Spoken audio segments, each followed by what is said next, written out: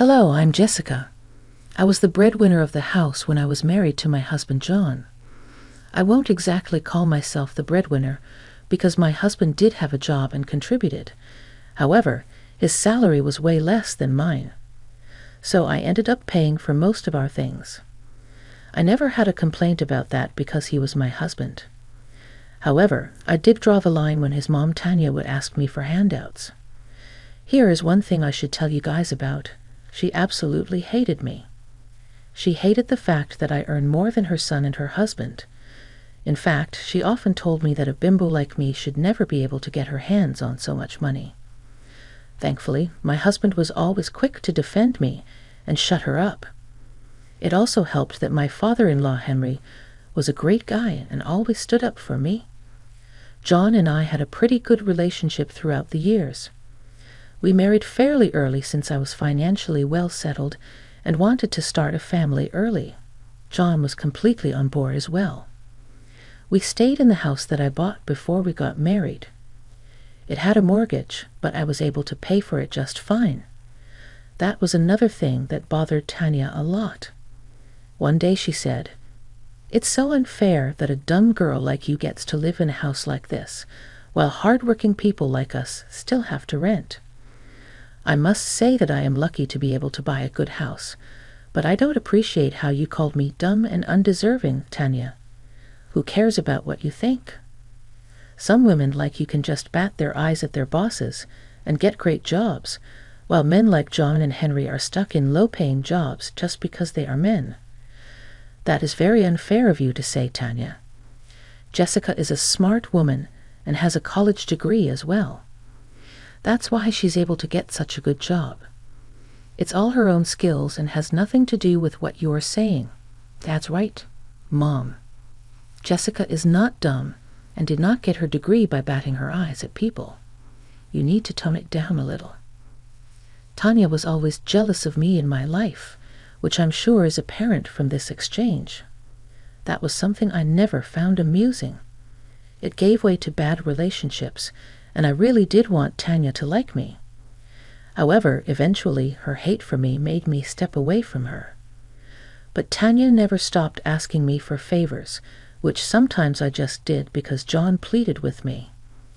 The real trouble began when my mother passed away, leaving me with a fairly decent inheritance. Not in millions, but good enough for middle-class people like me. After my mom passed away, I was in a terrible mental state. She was my last living family member, and her death really shook me up. John was of great help during this time and supported me as best he could. However, what annoyed me was that he constantly kept bringing up my inheritance. He said things like, "So have you thought more about your inheritance?" What should I think about it, John? I have put it in a separate bank account, and that's it. Yeah, I know that already, Jessica. But surely you have some plans for it. It's a lot of money, so you have lots of options to consider. Look, John, I don't care about the inheritance right now. I'm already having a hard time getting over my mom's death. The inheritance is the last thing I want to worry about. I know that you haven't been able to make hard decisions like this, Jessica. I care about your mental health, so I don't want you to stress about it. That's why I've been thinking on your behalf about what to do about it. Conversations like these have happened a lot of times already. I was getting sick of it, and John just wouldn't stop pushing. So one day, I took up his offer to talk and said, "I have a feeling you want to tell me something about the inheritance. Whatever it is, just spit it out. There is no reason to skirt around the topic." I'm glad you want to hear me out, Jessica. Trust me, I have come up with a brilliant idea. Mom has been looking at some houses, but they are sadly out of my parents' budget. So I was thinking, why don't we help them out with the down payment and furniture? Are you kidding me right now, John?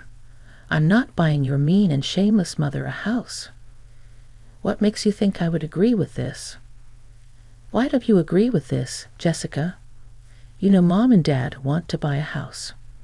When Mom is looking at houses within their budget, it's falling short of her expectations. It's hard for her to see you have such a nice house while she has to compromise. Well, if she can't compromise, she needs to get a job for herself. She stopped working out of her own free will, so she can definitely start again. She can earn her own house just like I did. I'm not giving anything to that vile woman after how she treats me. John and I had a huge fight about this issue. However, since it was my inheritance, John had to relent because he couldn't do anything about it. My money was already in a private bank account that he couldn't touch anyway. Not that I didn't trust him, I was just super hurt by the fact that my husband would bother me about these things. When I was mourning, it hadn't even been a month at that point, and he was thinking about making me give his mom a house with my dead mom's money. It was just ridiculous. Eventually, the fights died down and we made up. John apologized for springing his idea up on me and told me that he wouldn't push it. I was stupid enough to take his word for it. John did stick to his word and didn't bring up the issue again. In fact, the problem solved itself when John told me that Tanya was back working so that they could save up for a house they liked. I was glad that we were not fighting about this anymore. But my peaceful life changed when I heard my husband talk in his sleep. He had this habit and did it at times when he was super stressed. I knew how to deal with him properly. However, that night I just didn't expect him to say what he said in his sleep. "Mom, why are you stressing so much? You're making me more anxious with your stress." "Hey, honey, what's wrong?" "Oh, you have to wake up. It's just a dream. You are overthinking this." "Mom, we have everything under control." "She isn't smart enough to figure it out." "John, you really need to." "Mom, relax. The bimbo will never have a clue about how we spent her inheritance. You're worrying for no reason." The rest of his words were too slurred to make sense. I honestly felt like I was caught in a trance. I didn't know if I was hearing things or if my husband had seriously just called me a bimbo. Yes, I happen to be blonde, but as you can see from my career, I am not a dumb girl as my husband was making out to be. In fact, my husband had never actually talked to me like that before. Most of the time, he praises me, even when his mother demeans me. I thought he was being a caring husband by standing up for me, but the words he said in his sleep were making me question everything. That night, I pondered over it until morning. I went off to work, trying to delude myself into thinking that my husband was just having a stupid dream. But there was also that possibility that my husband was paranoid and stressed about something which made him talk in his sleep. He kept talking about how I would never find out what happened to my inheritance. That was starting to really bother me. So very impulsively while at work, I pulled up my bank account to see if anything was amiss. My heart sank when I saw that my account was missing quite a lot of money. My eyes were bulging out of my sockets, and I started to hyperventilate right in the break room.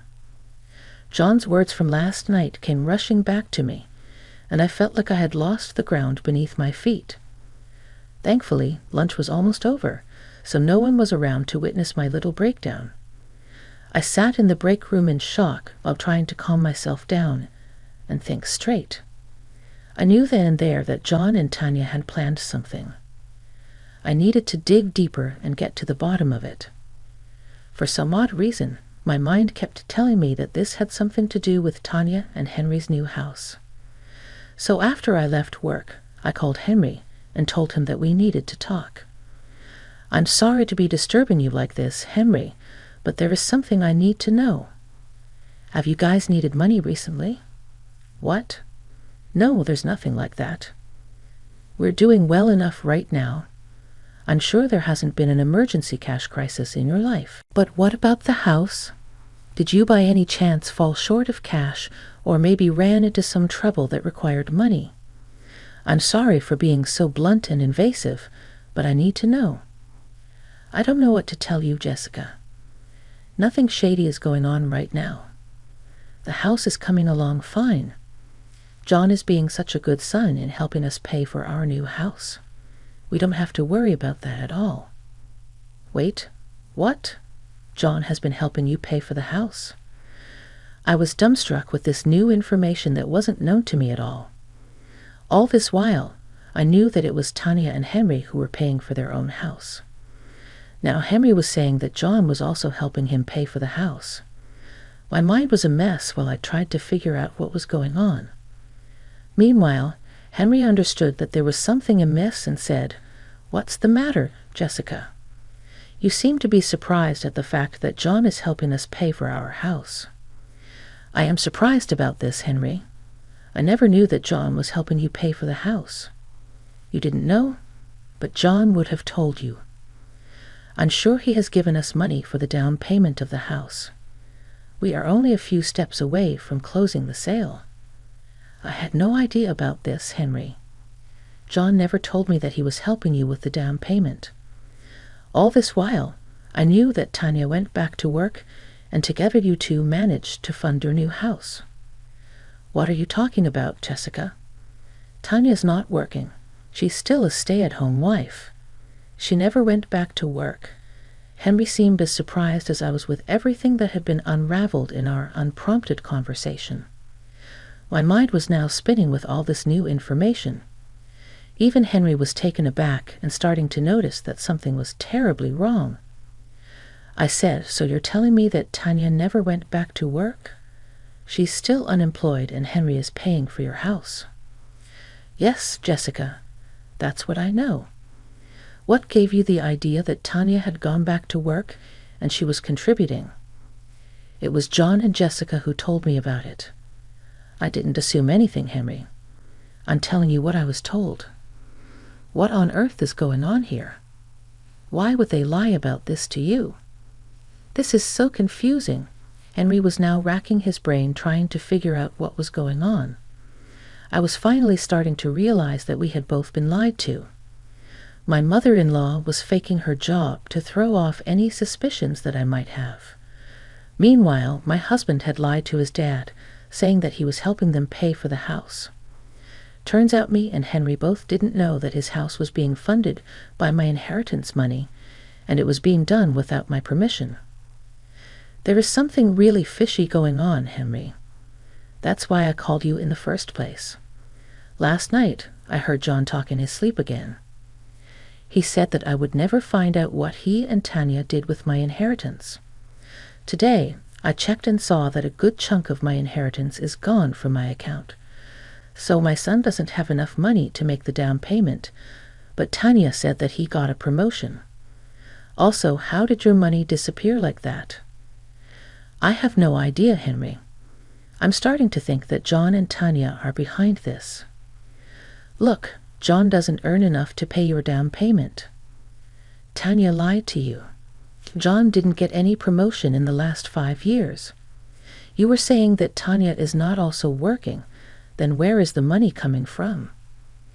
Oh God, Jessica, you might be right. Maybe John did end up taking your money. There can be no other explanation for this. Right now, we have both been deceived.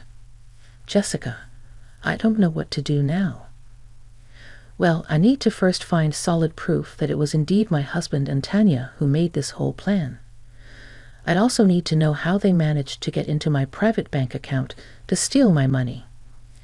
Henry agreed with my plan and promised not to confront Tanya and John right now. I'd also promised him that I would inform him about my findings soon. Henry is a very good guy who genuinely doesn't take handouts. He is the hard-working type of guy who likes to live life by his means. Since he loves his son so much, he probably couldn't say no when he insisted that he would help.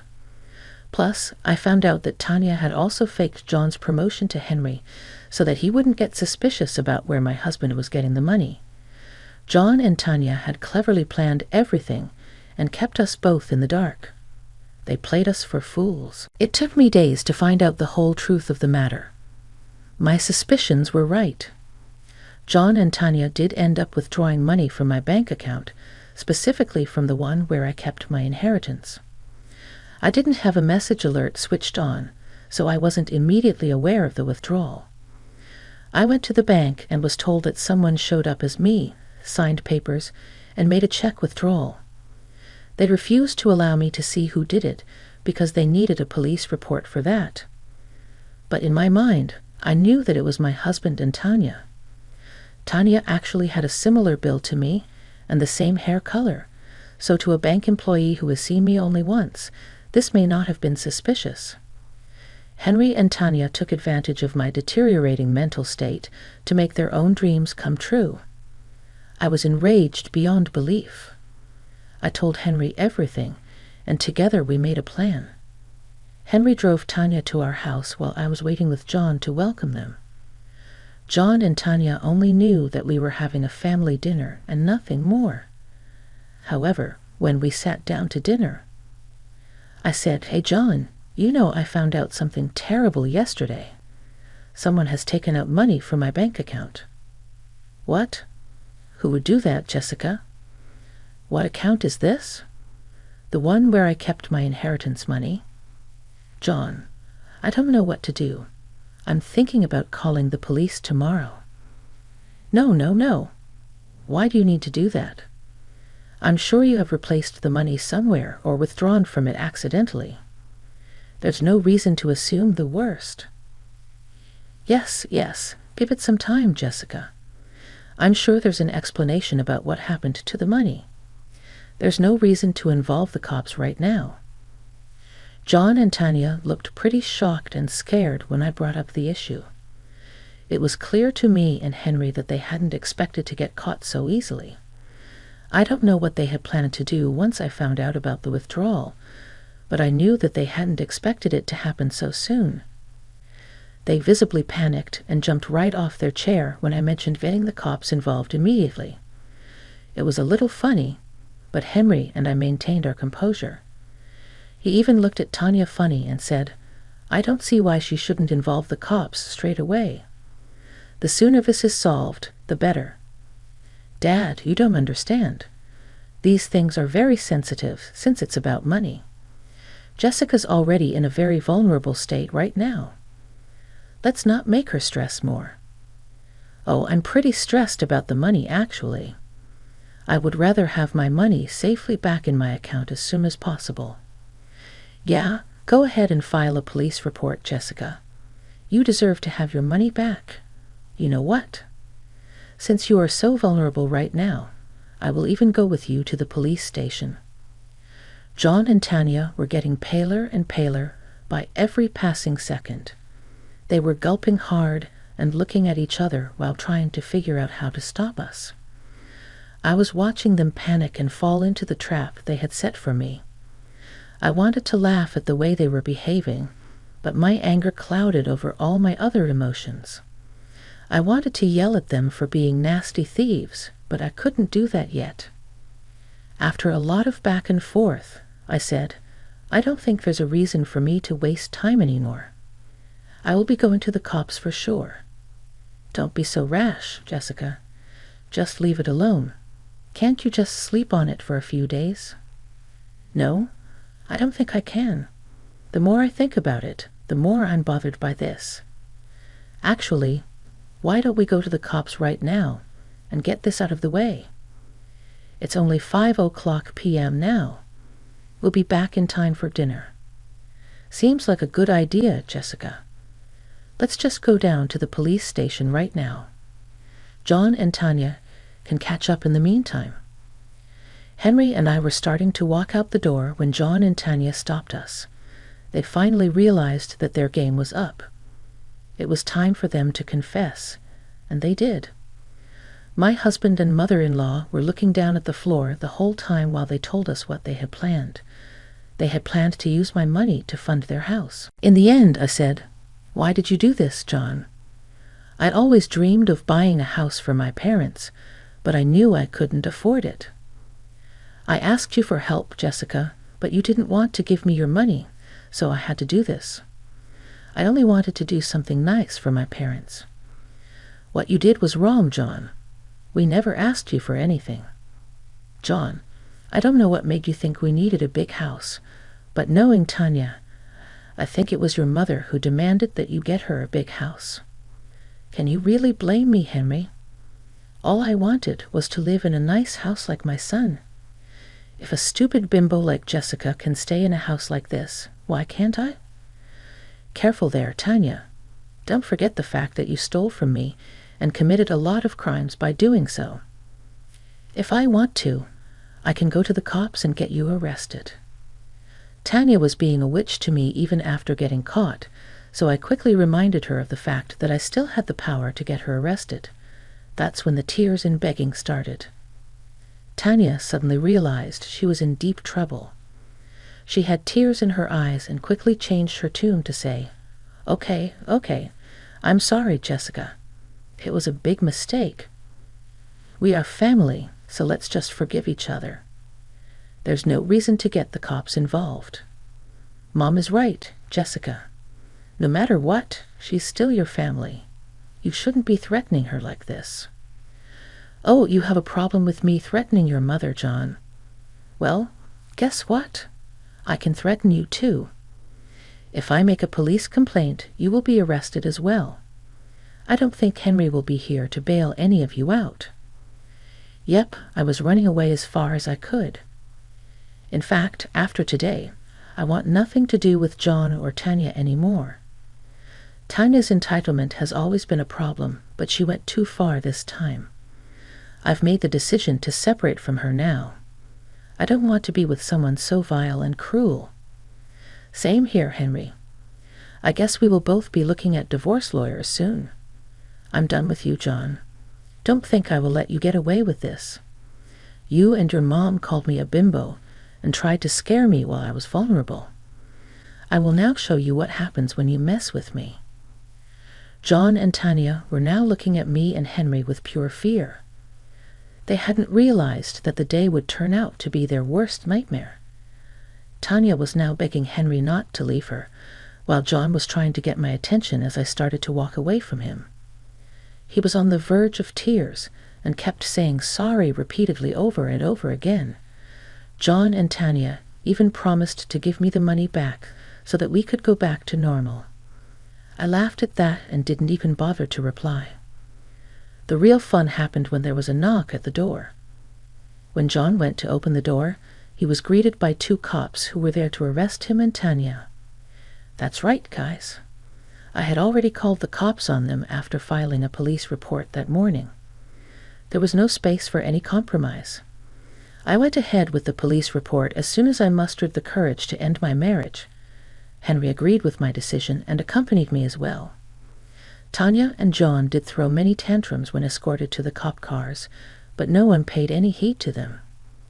Due to some complications, John and Tanya ended up spending the night in jail. John was released the next day on bail since he paid out of pocket, but Tanya remained in jail because Henry wasn't bailing her out. John returned home and tried to beg me to stay. I informed him that I had already called a lawyer and told him to prepare the divorce papers, and I was going forward with my case against them too. There was no changing my mind. John did end up transferring my money back once he got out of jail. I informed the cops about it, but the case of identity theft and document forgery was still on. As I write this story, Tanya has been granted bail by some family members, but is miserable because Henry is divorcing her. We live in an at-fault divorce state, so both Henry and I are going to make it big in the divorce.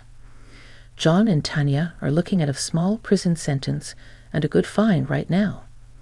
Let's also add the fact that they are completely alone now that their spouses are divorcing them. Henry and I compared notes and found out that John and Tanya no longer speak to each other because they ended up blaming each other for what happened. So their nasty plan never made them heroes, and in the end landed them in prison.